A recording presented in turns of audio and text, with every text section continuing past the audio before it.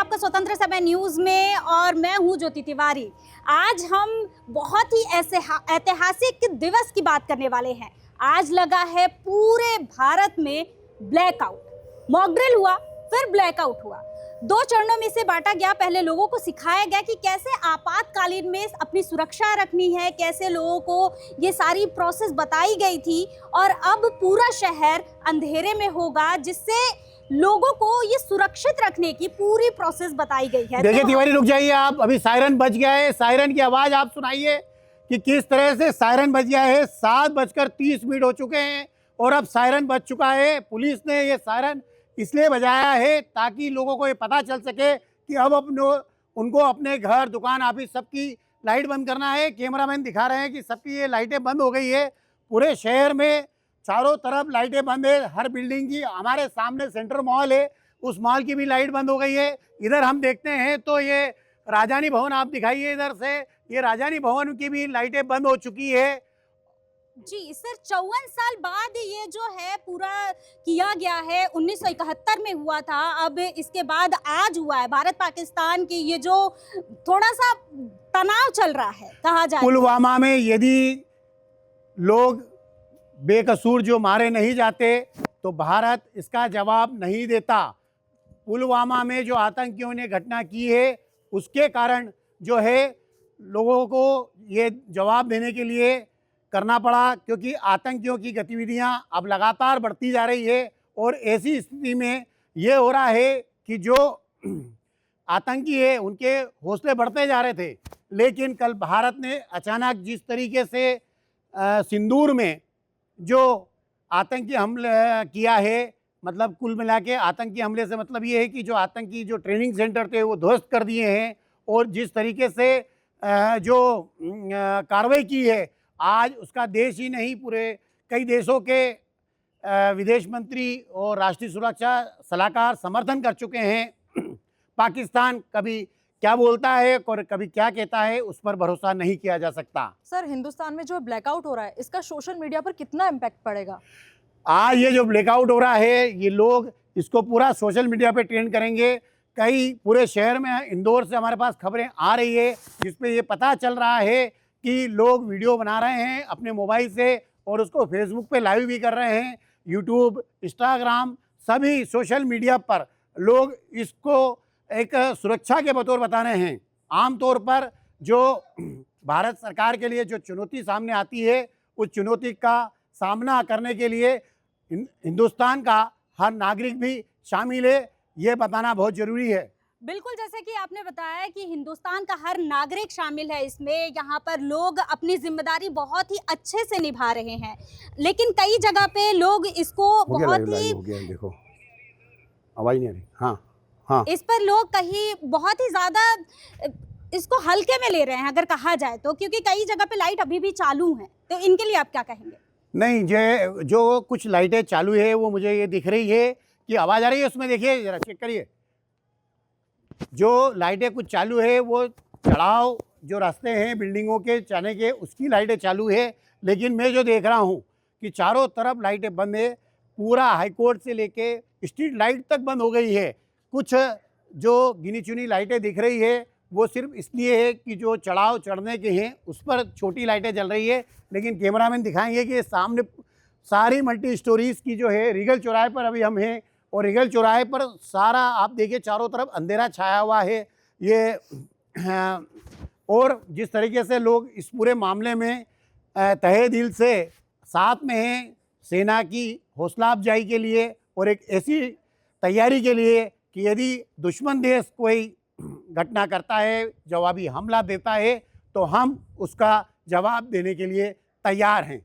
Sir, आज के समय में ड्रोन, सैटेलाइट और इंफ्रारेड जैसी तकनीकें बहुत आगे बढ़ चुकी है और इससे किसी भी जगह को अंधेरे में आसानी से देखा जा सकता है।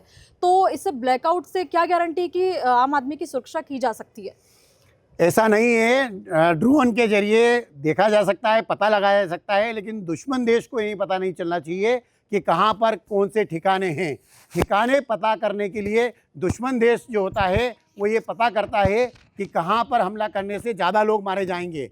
जिस तरीके से हमने, भारत ने कल रात को आतंकी ठिकानों को ध्वस्त कर दिया, उसी तरह से जब जवाबी हमला वो देते हैं तो विरोधी देश इस बात की ताकीद कर लेता है कि उनके पास जो जानकारी है वो सही है या नहीं।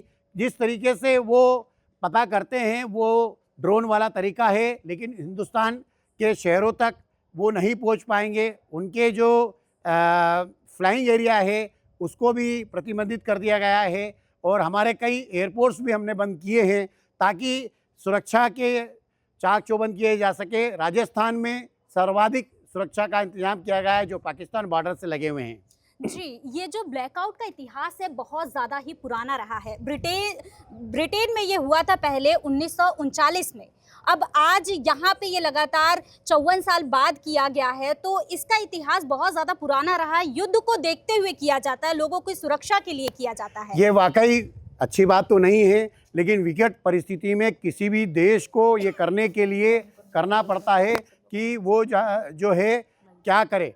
आखिर ऐसी परिस्थितियां जब बन जाए जब बेकसूर लोग पहलगाम में मारे जाएं और हमारी माता बहनों का सिंदूर पोंछा जाए और विदेशी ताकत हमको ये एहसास कराएं कि आप को हम निपटा सकते हैं।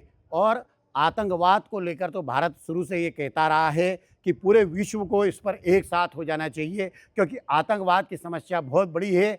किसी भी देश की आर्थिक स्थिति का मामला हो, सुरक्षा का मामला हो, या हम कोई भी बात करें तो ये निश्चित तौर पर ये पहले देखा जाता है कि हमारे देश के नागरिकों की सुरक्षा के लिए आतंकवाद नहीं पनपना चाहिए। सर, ये जो ब्लैकआउट है इससे आम तौर पर आम लोगों की जो ज़िंदगी है वो कैसे प्रभावित होगी? बिल्कुल निश्चित तौर पे इस तरह से आम लोगों की ज़िंदगी प्रभावित हो रही है। जैसे आज वर्किंग डे है, कई लोग अपने दुकान से और अपने ऑफिस से घर की तरफ जा रहे होंगे, लेकिन ब्लैकआउट का समर्थन करते हुए सेना का मनोबल बढ़ाने के लिए, हिंदुस्तान की एकता दिखाने के लिए लोग जहाँ हैं वहीं खड़े हो गए हैं। वाहन चक्के जाम हो गए हैं। उसके अलावा लोग अलग अलग चौराहे पर और गली मोहल्लों में इकट्ठे हो गए हैं। एक पूरे शहर में जो अंधेरे का माहौल है, ये मैंने अपनी ज़िंदगी में भी पहली बार देखा है। ये सब विकट परिस्थितियों का परिणाम होता है। लोगों को परेशानी कुछ देर के लिए हो सकती है, लेकिन जब देश की सुरक्षा और आतंकवाद से निपटने की बात आती है तो हम ये छोटा सा 10-12 मिनट की बात नहीं है, हम और बड़े जो है संघर्ष के लिए भी तैयार हैं। ऐसे में आप देखते रहिए कि सारे तरफ कैमरामैन दिखाएंगे आपको कि चारों तरफ अंधेरा छाया हुआ है।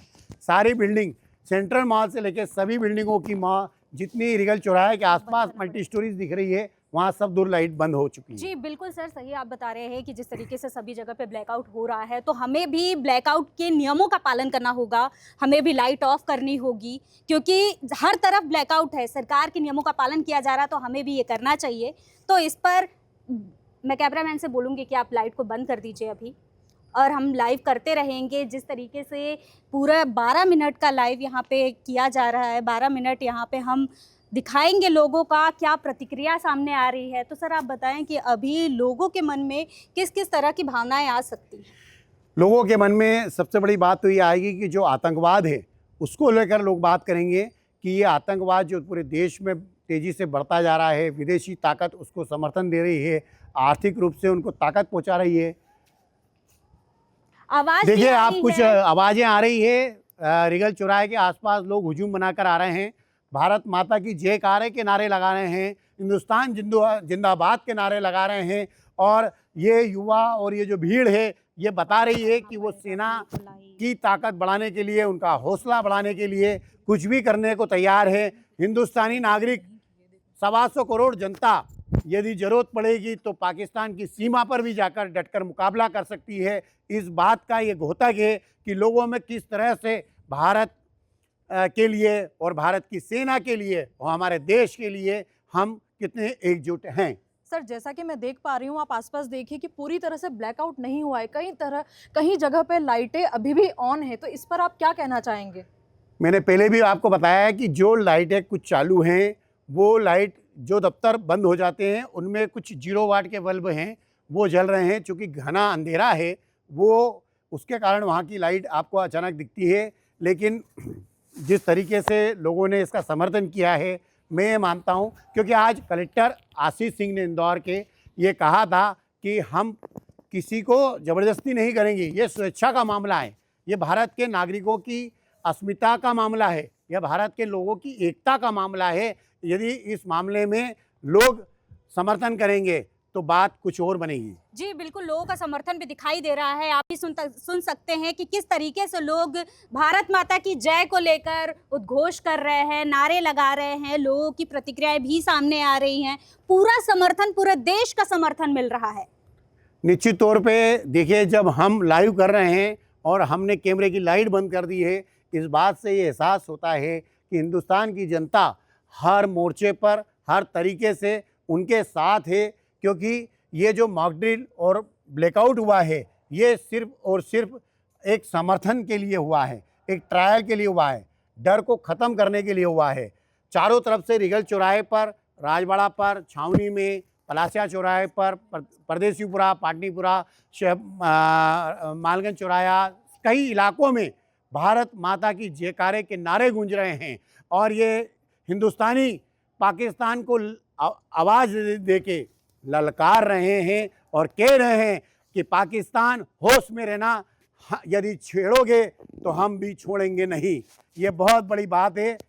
पीएम मोदी ने जिस तरीके से ये एक्शन लिया है, ये बहुत बड़ी बात हो गई है, क्योंकि कई बेटियों ने अपने पति को खोया है। वो देश उस दिन रोया था। वो अप्रैल की जो सुबह थी, लोगों के लिए बहुत दर्दनाक साबित हुई थी। पहलगाम में जिस तरीके से हमला हुआ, आतंकी हमला हुआ, धर्म पूछ कर मारा गया, ये बहुत बड़ी बात हो गई थी। तो आज जो पहले हमला किया गया, उसके बाद मॉक ड्रिल किया गया, ये बहुत बड़ा निर्णय लिया गया है।